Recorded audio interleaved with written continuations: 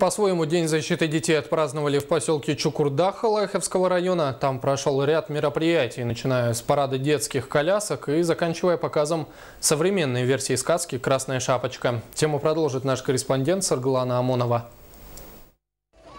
Праздник начался с конкурса оформления колясок, где родители на славу подготовились. Были самолеты, коляска, бабочка, скорая помощь. А самым лучшим мастером колясок оказался Захар Черемкин, который сделал танк, посвященный 70-летию Победы.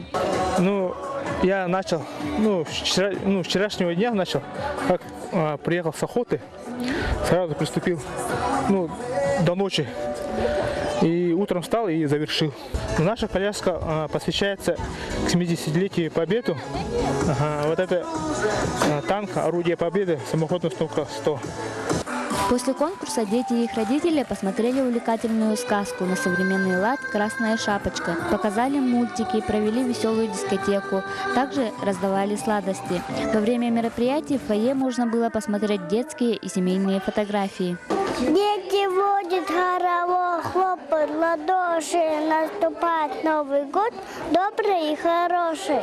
Еле все перед волшом, а под ней хрустальный дом. Только там живет тучная, даже теница какая. Вообще любой человек, наверное, защищает. Ребенок же это счастье наше, это цветочки наши. Самые-самые маленькие, большие, все равно цветочки.